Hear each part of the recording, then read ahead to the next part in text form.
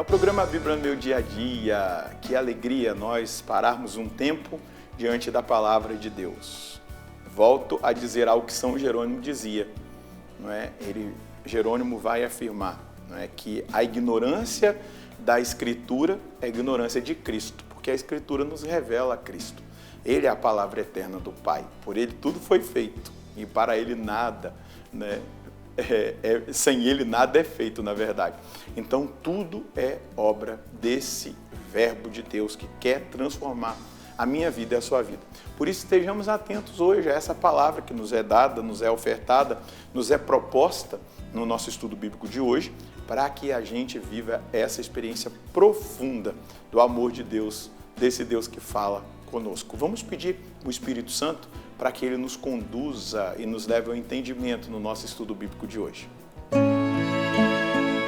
Em nome do Pai, do Filho e do Espírito Santo. Amém. Vinde, Espírito Santo, enchei os corações dos vossos fiéis e acendei neles o fogo do vosso amor, enviai o vosso Espírito e tudo será criado e renovareis a face da terra.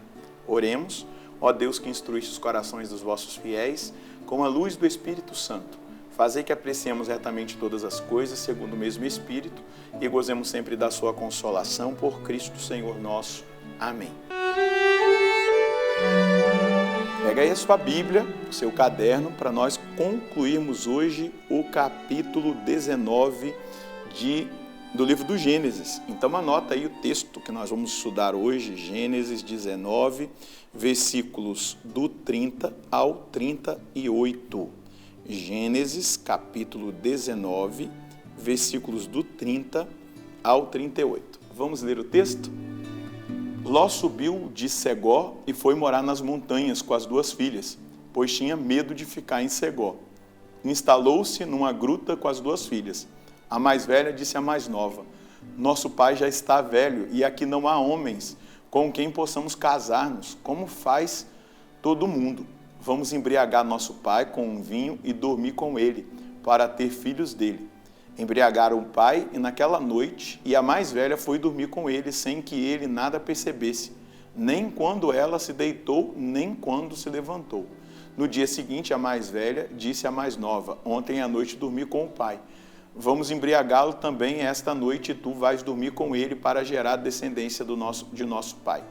Também naquela noite embriagaram o pai, e a mais nova dormiu com ele. Ele, porém, nada percebeu, nem quando ela se deitou, nem quando se levantou. Assim, as duas filhas de Ló ficaram grávidas do próprio pai. A mais velha deu à luz um filho que chamou Moabe, que é o antepassado dos atuais moabitas. Também a mais nova deu à luz um filho, a quem chamou Ben-Ami, que é o antepassado dos atuais amonitas.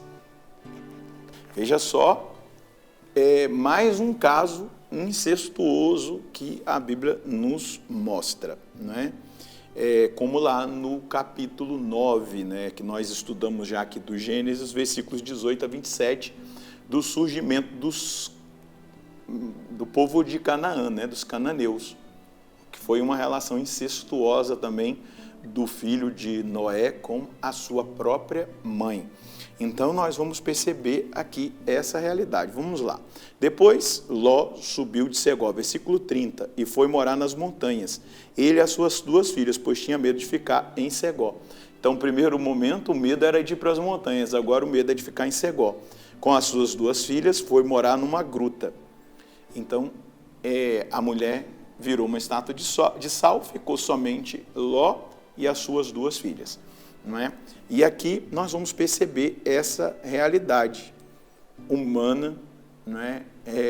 Sem visão espiritual, sem capacidade de entendimento dessas duas moças. Veja só, versículo 31. A mais velha disse à mais nova: nosso pai já é velho, e nesta terra não há homem para unir-se conosco como se faz por toda parte. Elas estavam pensando que toda aquela catástrofe acontecida em Sodoma e Gomorra tinha proporções mundiais, que não tinha mais homem naquela região.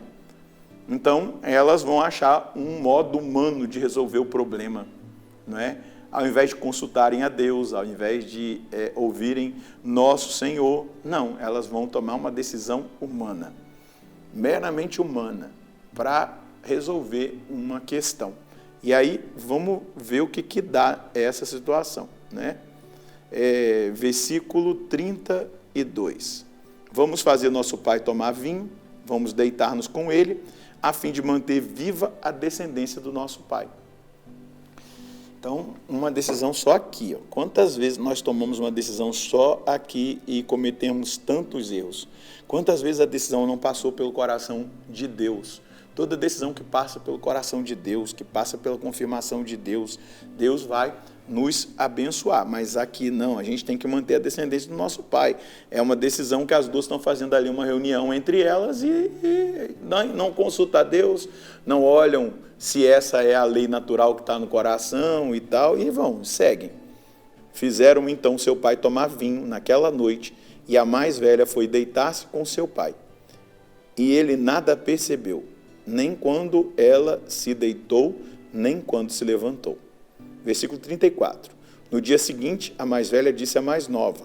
A mais velha tinha que ser mais madura, né? Mais inteligente, ela deveria ser mais prudente. Não, chama a mais nova e diz, ontem à noite eu me deitei com meu pai, vamos fazê-lo tomar vinho também esta noite, e tu vais deitar-te com ele, a fim de manter viva a descendência de nosso pai.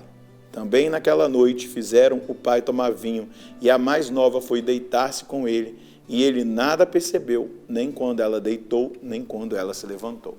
Que nós vemos a embriaguez, né? A embriaguez, ela gera exatamente isso, a pessoa não percebe, não sabe às vezes o que ela fez, né? Aquilo é apagado da memória dela. E é exatamente isso que acontece com Noé. Ele não se embriagou de propósito, elas o embriagaram com um intento, com uma intenção de fazerem aquilo que elas tinham decidido entre elas, né? Um ato incestuoso, pecaminoso, né? Dentro desse contexto, manter relação com o próprio pai, com essa realidade de manter aí a sua geração, né? Assim, as duas filhas de Ló ficaram grávidas do próprio pai. A mais velha deu à luz um filho a quem chamou Moabe. Este é o pai dos moabitas de hoje. O que significa Moabe? De um pai, filho de um pai, né? E também a mais nova deu à luz um filho a quem chamou Ben-Ami, isto é, filho de meu povo. Este é o pai dos amonitas de hoje. Qual foi o resultado? Foi bênção, elas conseguiram aquilo que elas queriam no sentido de manter a descendência, conseguiram, mas os amonitas e os moabitas foram inimigos do povo de Israel, são inimigos do povo de Israel até o tempo atual. Olha as consequências de uma decisão meramente humana. As decisões meramente humanas trazem consequências catastróficas. Então, esses dois povos, né, os moabitas e os amonitas, são inimigos do povo de Deus, ou seja, estão do lado errado, não estão do lado certo, exatamente por uma decisão errada. Mas a gente pode entender aqui como que é embriaguez, né? Como que a gente se embriagar. E aqui eu não estou olhando só para a bebida alcoólica. A bebida alcoólica é o máximo daquilo que a gente poderia ver. Mas a embriaguez nas outras coisas também nos deixa sem percepção do que está acontecendo, né? Hoje o mundo quer nos embriagar de celular, o mundo quer nos embriagar de redes sociais, o mundo quer nos embriagar de séries na TV, de novelas, de programas de todo tipo, e a pessoa vai ficando presa ali, a vida dela vai virando aquilo ali, ela não consegue mais perceber, ter discernimento das coisas, foi desprotegido, né? Nós vemos Ló desprotegido, Ló estava totalmente desprotegido, assim como Noé e a esposa dele estavam desprotegidos naquele caso de embriaguez. Quando a gente se embriaga das coisas, não é, do mundo, das coisas até lícitas, e aí a embriaguez de álcool ou de qualquer outra substância entorpecente é pecado, pecado mortal. Está lá, né? A embriaguez é pecado. Mas eu estou falando de coisas lícitas. Quando eu gasto muito tempo nessas coisas, eu vou perdendo a percepção, eu vou perdendo a capacidade de perceber as coisas que estão acontecendo no meu entorno, até mesmo as realidades espirituais. Então, estejamos atentos. Eu pego essa realidade que Ló não teve culpa, para mostrar também o cuidado que nós temos que ter com essa realidade da embriaguez. Por isso que São Paulo vai dizer, não vos embriagueis de vinho, mas do Espírito Santo, porque o Espírito Santo nos traz a atenção, o discernimento, a percepção, a lembrança das coisas do alto, das coisas de Deus, aquilo que o contrário, a embriaguez material, faz esquecer. O Espírito Santo nos lembra na embriaguez do Espírito. São Tomás de Aquino vai dizer que existem 3 tipos de embriaguez, né? A embriaguez do cálice do vinho da salvação, eucarística, a embriaguez da palavra, que nós estamos agora nela, né? Que vai também nos fazendo experimentar o caminho da salvação, e a embriaguez do Espírito Santo, que nos faz viver a vida no Espírito.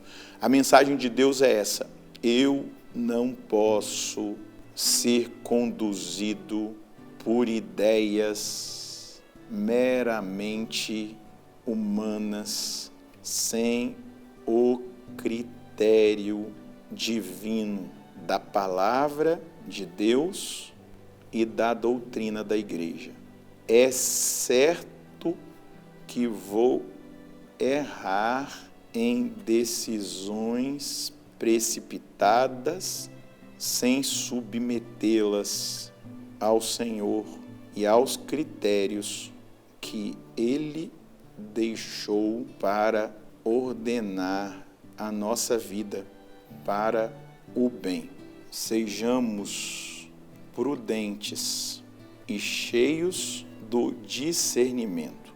Busquemos a sóbria embriaguez do Espírito Santo para sermos conduzidos à vontade de Deus, às decisões acertadas e à vida no Espírito. A sóbria embriaguez do Espírito Santo, como vai dizer os padres da igreja, essa sóbria embriaguez, ela nos coloca no caminho da santidade. Ela nos dá a possibilidade do discernimento em cada decisão que nós devemos tomar. Iluminados pela palavra de Deus e pela doutrina, ela nos conduz no caminho da vida eterna, que é o caminho da vida no Espírito vivida aqui, em função daquilo que nos aguarda no futuro. Vamos rezar? Senhor, eu te dou plena liberdade de mover o meu coração na direção da sua vontade, porque é isso que eu quero. Porque o Senhor também precisa do meu assentimento. O Senhor não vai arrombar a porta do meu coração, o Senhor não vai me obrigar a fazer nada, mas eu te dou liberdade de me conduzir à sua santa vontade.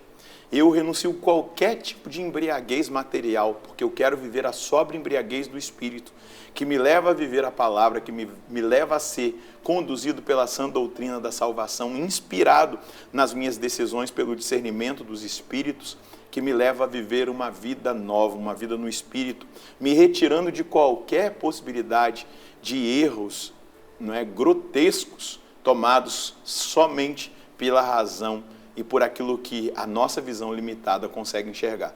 Assim como aquelas filhas de Ló tomaram aquela decisão e foram ali, na decisão errada, instrumentos do surgimento de 2 povos inimigos do seu povo.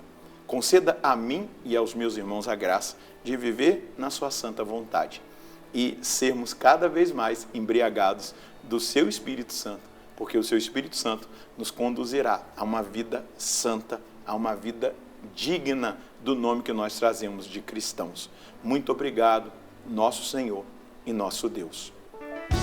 A sóbria embriaguez que os padres da igreja nos indicam é exatamente essa embriaguez que nós experimentamos do Espírito Santo. A sóbria embriaguez do Espírito. Ele nos conduz a essa vida de santidade, Ele nos dá o discernimento e a prudência em tudo que nós devemos escolher e decidir. É Ele que nos conduz na vivência da palavra e da fidelidade à doutrina da igreja. Tenha coragem de pedir todos os dias: eu quero essa sóbria embriaguez do Espírito Santo, e você vai ver que tudo será transformado e tocado por Ele. Deus abençoe você e a sua família. Nós nos encontraremos no próximo programa, se Deus quiser, no nome do Pai, do Filho e do Espírito Santo. Amém.